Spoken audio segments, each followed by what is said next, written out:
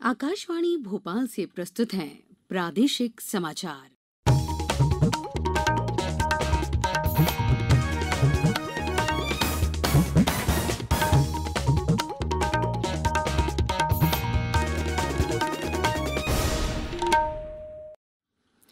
नमस्कार, समाचारों के साथ मैं पूर्वा त्रिवेदी। पहले एक अपील। देश भर में 18 वर्ष से अधिक आयु वर्ग के लिए सरकारी केंद्रों में निःशुल्क कोविड टीकाकरण अभियान जारी है। युवाओं से आग्रह है कि टीका जरूर लगवाएं और अन्य लोगों को भी इसके लिए प्रोत्साहित करें। जब तक आवश्यक न हो, घर से बाहर ना निकलें और सुरक्षा के 3 सरल उपायों का पालन करें। मास्क लगाएं, 2 गज की सुरक्षित दूरी बनाए रखें, हाथ और चेहरा साफ रखें। कोविड संबंधी जानकारी और मार्गदर्शन के लिए राष्ट्रीय हेल्पलाइन नंबर 011-2397-8046 और 1075 पर संपर्क करें। अब इस बुलेटिन के समाचार। सबसे पहले मुख्य समाचार। प्रधानमंत्री आज जयपुर में पेट्रोल केमिकल्स संस्थान का उद्घाटन करेंगे। वे चिकित्सा महाविद्यालयों की आधारशिला भी रखेंगे। मुख्यमंत्री कल 20,000 महिला स्व सहायता समूह को 250 करोड़ रुपए के बैंक ऋण वितरित करेंगे। भारतीय सशस्त्र बलों की आधुनिकीकरण और परिचालन जरूरतों के लिए 13,165 करोड़ रुपए के प्रस्तावों को मंजूरी और राज्य में अब विदा हो रहा है मानसून। कल कुछ जिलों में हुई छुटपुट बारिश। अब समाचार विस्तार से।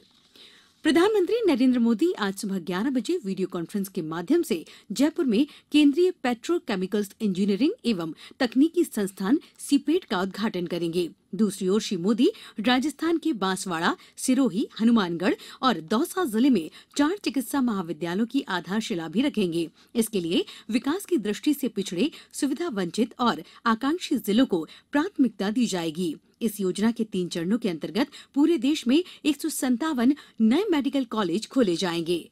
केंद्र सरकार ने राजस्थान सरकार के साथ मिलकर सीपेट की स्थापना की है। ये युवाओं को कुशल तकनीकी पेशेवर बनाने के लिए शिक्षा उपलब्ध कराएगा तथा पेट्रोकेमिकल्स और सहयोगी उद्योगों की जरूरतें पूरी करेगा। मुख्यमंत्री शिवराज सिंह चौहान कल शिवपुरी में महिला स्व सहायता समूह को 250 करोड़ रुपए का बैंक ऋण वितरित करेंगे। इससे प्रदेश की 20,000 समूहों को सीधा लाभ मिलेगा। साथ ही सहरिया, बैगा और भारिया जनजाति की 2,27,000 से ज्यादा महिलाओं को 22 करोड़ 77 लाख रुपए का आहार भत्ता और बाढ़ पीड़ितों को राहत राशि का वितरण भी किया जाएगा। राज्य विज्ञान और प्रौद्योगिकी विभाग के अंतर्गत उज्जैन स्थित तारा मंडल परिसर में विज्ञान केंद्र बनाया जाएगा। इसका भूमि पूजन आज शाम 4 बजे होगा। भूमि पूजन कार्यक्रम के मुख्य अतिथि कर्नाटक के राज्यपाल थावरचंद गहलोत होंगे। विज्ञान तथा प्रौद्योगिकी और एमएसएमई मंत्री ओम प्रकाश सकलेचा कार्यक्रम की अध्यक्षता करेंगे। 5 एकड़ क्षेत्र में लगभग 16 करोड़ 70 लाख रुपए की लागत से स्थापित होने वाले इस विज्ञान केंद्र में विज्ञान और मिसाइल के अत्याधुनिक मॉडल रखे जाएंगे। केंद्र में इनोवेशन लैब की स्थापना भी की जाएगी। अब समाचारों में वक्त है एक ब्रेक का।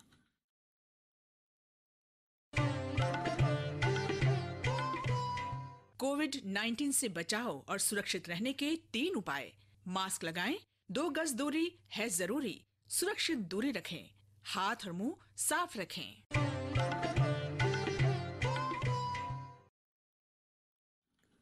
ब्रेक के बाद समाचारों में एक बार फिर आपका स्वागत है। रक्षा अधिग्रहण परिषद डीएसी ने भारतीय सशस्त्र बलों के आधुनिकीकरण और परिचालन जरूरतों के लिए 13,165 करोड़ रुपए के प्रावधानों को मंजूरी दी है। इनमें हेलीकॉप्टर, निर्देशित युद्ध सामग्री और रॉकेट गोला बारूद खरीदने के प्रस्ताव शामिल हैं। डीएसी ने हिंदुस्तान एरोनॉटिक्स लिमिटेड से 3,850 करोड़ रुपए की लागत से 25 ALH मार्क हेलीकॉप्टरों की खरीद की स्वीकृति दी है। स्वदेशी डिजाइन और गोला बारूद विकास को बढ़ावा देते हुए डीएसी ने घरेलू स्रोतों से लगभग 4,962 करोड़ रुपए की लागत से टर्मिनल गाइडेड म्यूनिस TGM और रॉकेट गोला बारूद की खरीदी को मंजूरी दी। 4,353 करोड़ रुपए के अन्य प्रस्तावों को भी मंजूरी दी गई है। केंद्रीय मंत्रिमंडल ने नीमच रतलाम रेल लाइन की दोहरीकरण की परियोजना को मंजूरी दे दी है। आर्थिक मामलों की मंत्रिमंडलीय समिति की कल हुई बैठक के लिए गए फैसलों की जानकारी देते हुए सूचना और प्रसारण मंत्री अनुराग ठाकुर ने बताया कि इसे 4 सालों में पूरा कर लिया जाएगा। श्री ठाकुर ने बताया कि इस लाइन के चालू हो जाने से इस इलाके में तेजी से सामाजिक और आर्थिक विकास होगा। मौसम विभाग ने तय किए गए मानकों के आधार पर देखा जाए तो अब प्रदेश से मानसून धीरे धीरे विदाई ले रहा है। मौसम केंद्र के अनुसार अब रात का तापमान 10 डिग्री से कम हो गया है, वहीं सामान्य तापमान में भी गिरावट आ रही है। दूसरी ओर वातावरण में नमी भी कम होने लगी है। इन मानकों को देखा जाए तो ये मानसून की विदाई का पर्याप्त संकेत है। मौसम केंद्र ने बताया कि कल राज्य के कुछ जिलों में छिटपुट बारिश हुई, जिसमें इंदौर, उज्जैन संभाग के जिले शामिल रहे। अरब सागर के पास बने सिस्टम से अगले 24 घंटों के दौरान रीवा, शहडोल संभागों में बारिश होने के आसार हैं। प्रदेश के अन्य हिस्सों में मौसम सामान्य रहेगा। अब कुछ समाचार संक्षेप में। पन्ना का टाइगर रिजर्व का कोर एरिया कल से खोला जाएगा। इस बार यहां महिला गार्ड की तैनाती भी की जाएगी। प्रदेश के राज्यपाल ने कहा कि विश्वविद्यालय वर्ष का एकेडमिक कैलेंडर घोषित करे।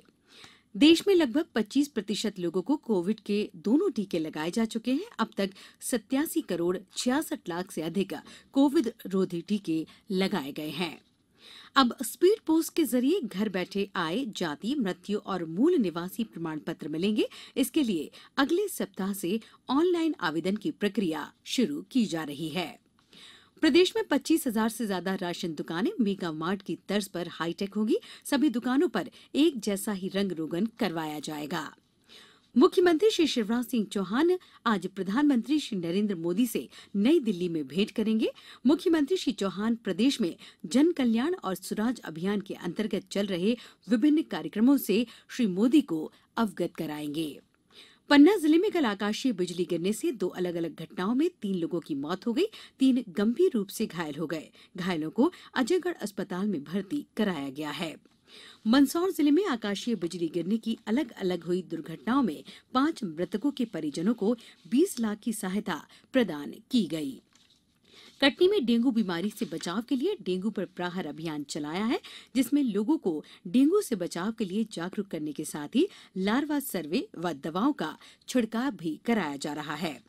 वन विहार राष्ट्रीय उद्यान जू भोपाल की विहार विथिका परिसर में कल से 7 अक्टूबर तक राज्य स्तरीय वन्य प्राणी सप्ताह में विभिन्न प्रतियोगिताएं, प्रदर्शनी और कार्यशाला आयोजित की जाएंगी। फुटबॉल क्लब गोवा ने कल कोलकाता में खेले गए दूसरे सेमीफाइनल में बंगलुरु एफपी को सडन डेथ टाई ब्रेकर के बाद 7-6 के मामूली अंतर से हराकर पहली बार ड्यूरेंट कप फुटबॉल के फाइनल में प्रवेश किया। और ड्यूरेंट कप फुटबॉल के फाइनल में रविवार को फुटबॉल क्लब गोवा का मुकाबला स्थानीय मोहम्मदन स्पोर्टिंग से हुआ। अंत में मुख्य समाचार एक बार फिर।